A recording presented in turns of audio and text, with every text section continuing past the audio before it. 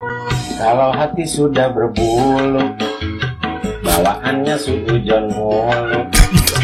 Kalau hati sudah benci, iri dengki suka mencaci. Wah, relate lagi. Ntar sakit gigi, terus darah tinggi, stroke sebelah kiri. Jatuh di kamar mandi lalu mati. Astagfirullah. Makanya kudu jaga hati, banyak nyebut dan ingat mati. Jadi manusia tahu diri, dulu kecil belepotan tai. Dulu kecil belepotan tai. Hai. Welcome back to channel saya cuy. Aduh, bicara si Speedy mah, kalau nggak ditonton penasaran dia ngomong apa, ditonton juga kesel gitu kan. Tapi menariknya, ternyata dari dulu anak itu sudah kena mental dan nangis-nangis minta ibunya untuk berhenti membuat video yang menyerang pemerintah tanpa alasan itu. Dia lebih ke alasan pribadi aja kayaknya sih, karena dendam karena pernah dipenjara gitu kan. Tapi anaknya sudah mengutarakan itu kepada ibunya, tapi ternyata ibunya tidak mengindahkan itu, masih terus bahkan sampai hari ini masih bernarasi yang gue nggak tahu dia punya data apa, gue nggak yakin juga dia punya data, cuman ngecablak aja gitu. Keberanian itu ya harus diakui lah, keberanian luar biasa. Tapi keberanian yang salah, kemampuan dia bisa berbicara banyak seperti itu, kenapa nggak dimanfaatkan dia? Buka aja akun TikTok shop gitu kan, dia jualan, live jualan, dia kan punya dagangan, dia jualan aja di situ. Kenapa nggak lakukan itu? Belajarlah memanfaatkan media sosial dengan baik, ketimbang cuma nyerocos begitu masuk bui juga. Gak ada yang nengokin, gue yakin. Ini ada videonya di mana memang anaknya pernah berpesan ke dia sambil nangis-nangis ya. Kita coba simak videonya. Halo. Video saya di hari ini, hari Jumat, hari Maulid Nabi, tepat di mana 15 tahun lalu saya melahirkan anak lelaki saya, anak kedua saya, anak lelaki saya. Bertepatan juga di hari Jumat, hari Maulid Nabi, di tahun 2010 dulu, 26 Februari 2010, hari Jumat, anak lelaki saya. Anak kedua lelaki saya. Suara saya hari ini saya persembahkan untuk dia. Persembahkan. Lau nyanyi yang mempersembahkan suaranya. Ya. Anak lelaki saya yang saya sayangi, di mana dia sayang kok begini. Sangat takut. Dia mengutarakan isi hatinya. Sangat takut jika saya tertangkap lagi untuk yang ketiga kalinya. Tuh kan. Anaknya sangat takut, nangis. Bukan hanya masalah ditangkap, dipikirnya dia mungkin ditangkap itu dia berkorban ya. Enggak, yang berkorban tuh malah keluarganya. Yang jadi korban adalah keluarganya, anaknya. Pas lagi gue ngepusing mukanya begini. Yang jadi korban tuh anak-anaknya. Mentalnya kena pastinya. Lingkungan di sekolah lo tau sendiri lah. Anak sekolah, kayak kita dulu gak pernah sekolah ya. Bapak kita gak ngapa-ngapain dipanggil sama bapak kita zaman dulu. Gue gak tau sekarang masih begitu gak sih ledek-ledekannya, nyebutin nama bapak, nama ibu. Nah apalagi kayak begini, habislah anaknya di sekolah, di lingkungan mainnya. Itu kena mentalnya di situ. Tapi ini orang ini emang gak sadar sih, gak sadar diri. Makanya hari ini hari Jumat, suara saya semua saya persembahkan untuk dia, untuk mental dia, air mata dia, ketakutan dia. Dan untuk semua pejabat di negeri ini, terutama Bapak Presiden Prabowo Subianto, ya, di mana selama saya bersuara, ternyata poin saya, suara saya semua Bapak dengarkan, Bapak notis, dan Bapak jadikan program unggulan Bapak, program Asta Cita. Ya, hari ini makanya saya wakafkan diri saya untuk negara Kesatuan Republik Indonesia ini.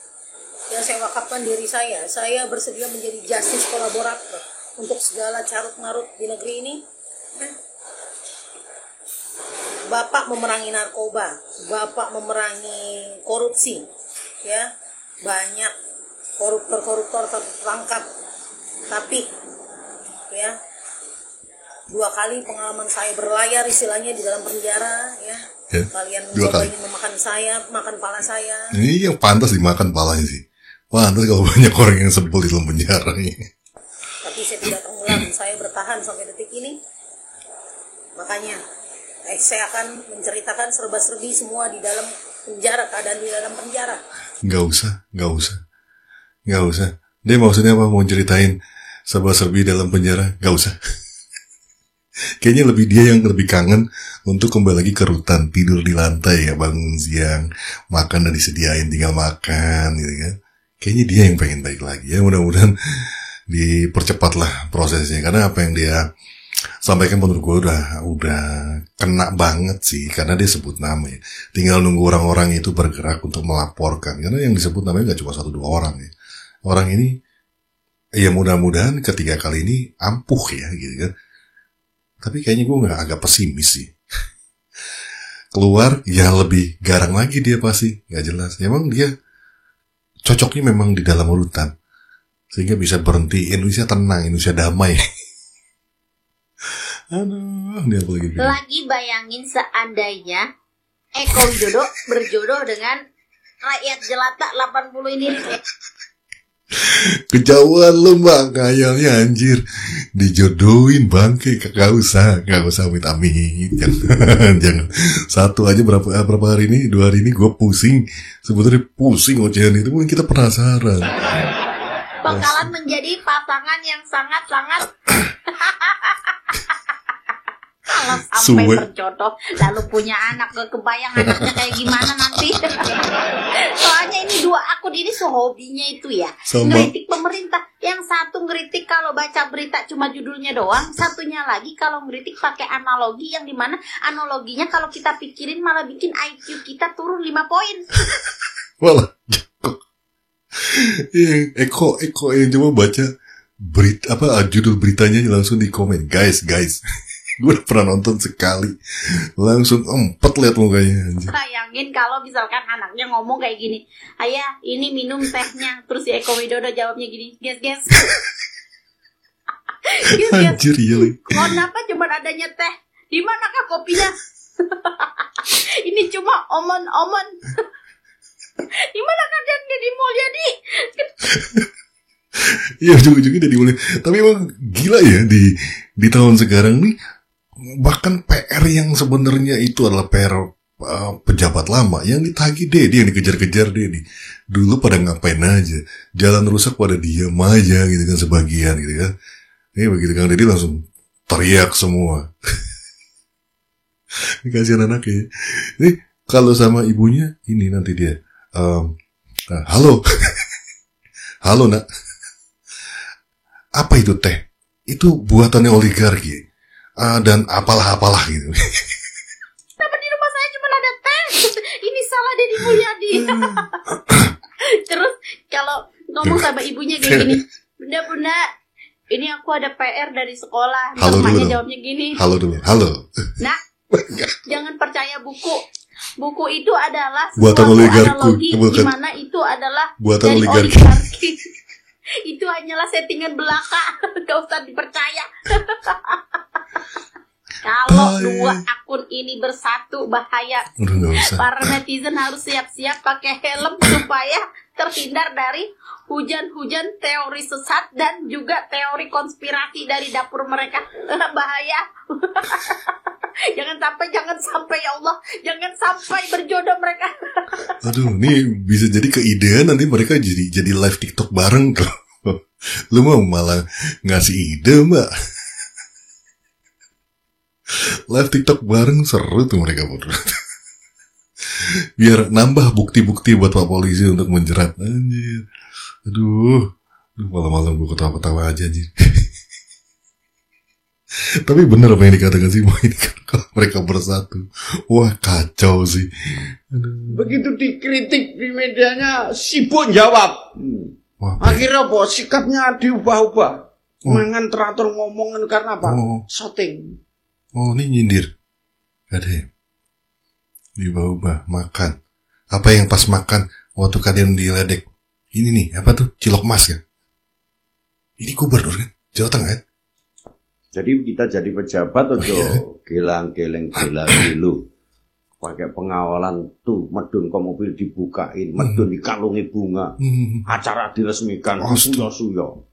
Gila nih sekelas gubernur nyinyir anjir. Sekelas gubernur ngomongin receh gini, bukan ngomongin rakyatnya. Dikasih ruang publik untuk bisa berbicara, bukannya menjelaskan kinerjanya atau bekerja atau memikir. Malah ngomongin orang anjir. Kayak mamap komplek anjir. Sekali-kali jangan lepas birokrasi feodal itu dengan jalan ke kampung yang tanpa beban. Enggak. Kita warga Jawa Barat malah senang dan mengharapkan Pak Didi terus mengkontenkan kegiatannya. Jadi kita tahu gubernur kita itu kerjanya apa.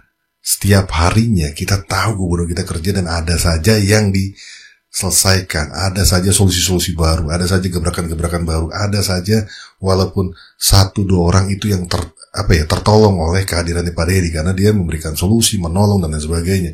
Belum lagi yang ada di Lembur Pakuan. Tim-timnya bekerja semua untuk menerima aduan dari masyarakat. Gue lebih seneng gubernur gue ngonten. Dari konten itu kita jadi tahu semuanya. Bahkan dari anggaran dan sebagainya. Kita jadi tahu bagaimana kepusingannya beliau. Walaupun gak sampai dalam-dalam banget ya. Kita cukup kulit-kulit luarnya karena kita tidak terlalu memahami apa tuh anggaran. Tapi kan kita bisa lihat bagaimana cara-cara dia menangani anggaran. Menangani angka-angka gitu kan. Yang semuanya poin pertama yang dipikirkan adalah keberpihakan kepada rakyat.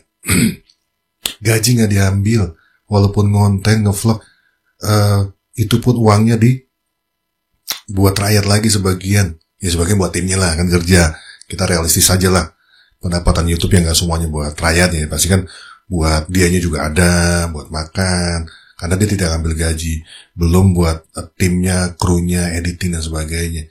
Tapi intinya dengan adanya tim YouTube-nya dia, kita tahu apa yang menjadi kebijakannya di setiap hari, keputusan yang diambil di setiap rapat-rapatnya, kita tahu apa yang dia bicarakan, dan semuanya pembicaraan dia. Gue sampai saat ini masih all in, masih setuju dengan apa yang disampaikan.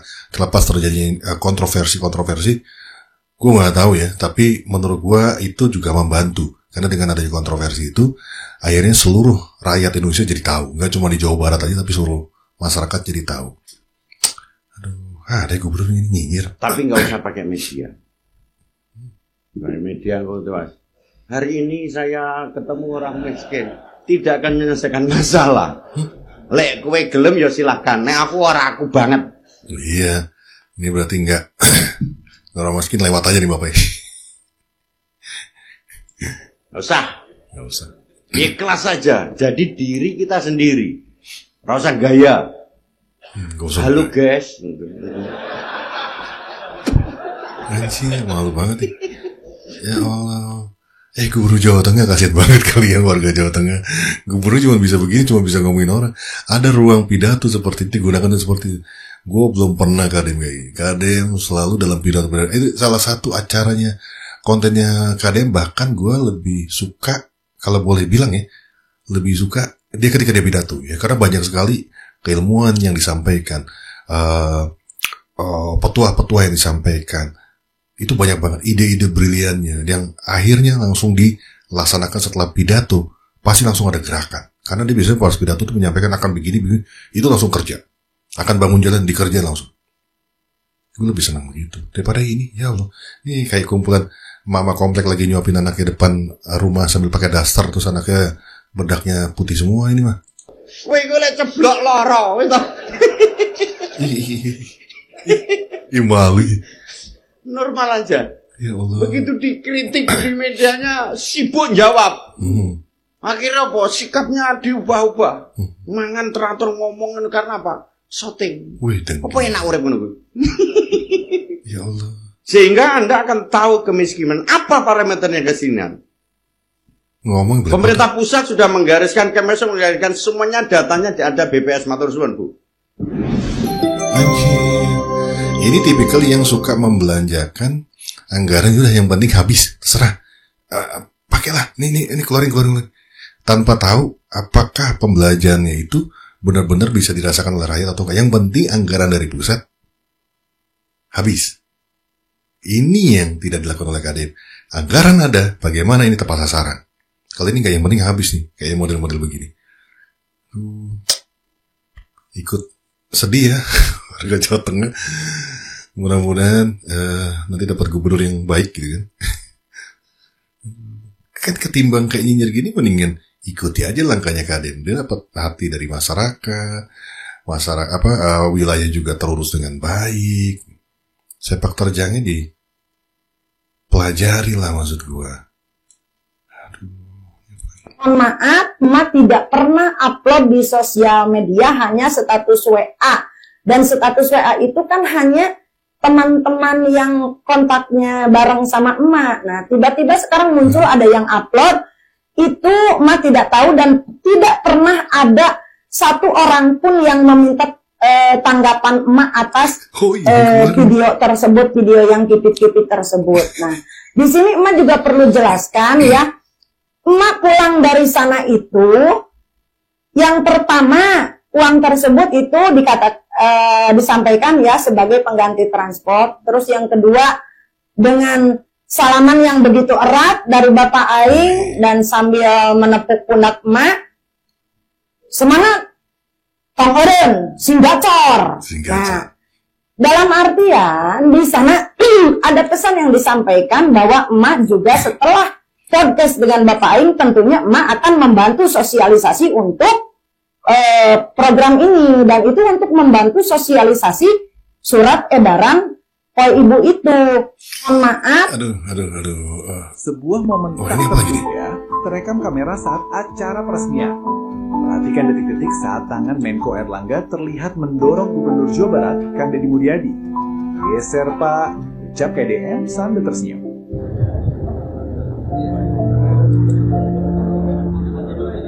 Kau minggir. Oh bercanda ini kali. Maksudnya beneran. Itu kembali ke proses masing-masing melihatnya. Masa iya Pak Erlangga marah sama KDM, dendam karena dikeluar dari Golkar terus masuk Gerindra? Gak dong. Atau ini memang bercanda di mereka aja, karena tadi gue lihat kan di belakang tuh ada Pak JK ya, Pak Yusuf Kalla juga pengen mungkin masuk in frame ya, karena ada kamera di depan ya. Mundur Pak gitu ya. Kalau salah Pak Erlangga ketua Golkar ya. Iyalah, tapi ini kembali ke kalian masing-masing, karena ini sempat ramai juga, gue sempat denger nih Pak Erlangga dorong KDM, yang mana video ternyata seperti itu. Ya seperti itu gurauan aja, sedang bergurau. Mudah-mudahan sedang bergurau ya, mudah-mudahan. Tidak ada yang lain-lain. Terus tadi menyikapi ini tadi, gue tadi kepencet soalnya langsung ada video Pak Erlangga. Cik Irna ya? Siapa tadi? Itu juga sempat ramai kemarin. Dan sekarang sibuk klarifikasi terkait dengan videonya yang ramai viral. Dan tadi klarifikasi bahwa video itu memang hanya status WA tadi awalnya. Ini juga jadi pelajaran buat ya orang-orang di luar sana ya, untuk tidak asal membuat video ya yang menurut kita aman belum tentu di luar, apalagi hari gini ya. Itu bisa belok kemana-mana tuh beritanya. Bisa dibumbuhi lagi dengan tulisan-tulisan caption yang mengarah yang ke negatif. Jadi ya apalagi seorang ASN ibu ini ya udah stop lah berbicara yang gak penting-penting atau menunjukkan hal-hal yang gak penting gitu kan, kehidupan pribadi yang gak penting-penting gak perlu ditunjukkan, walaupun itu hanya status ya, karena kita gak tahu ya yang punya nomor kita siapa saja. Nah kalaupun mau membuat sebuah video yang kaitannya memang kalau dia seorang ASN ya memperlihatkan kinerjanya atau kegiatan-kegiatan yang memang bisa dipertanggungjawabkan. Kalau enggak kan akhirnya jadi misleading semua nih, akhirnya jadi orang jadi salah paham. Ya terlihat kayak bisa digiring, wah happy dapat uang nih dari gubernur habis ngomong badak gitu kan dia bilang. Gue tadinya hampir gak kenalin karena di tampilan di pertama waktu konten dia komplain terkait dengan uang 1.000 itu filternya gila sih, parah, cantik banget. Tapi sekarang juga cantik sih. Cuma kalau itu parah banget cantiknya sih. Filter tuh emang jahat. Well, I think that's it guys. Thank you for watching. Sampai ketemu di video gue yang lain. Saya sehat buat lo semua. It's a wrap. Bungkus.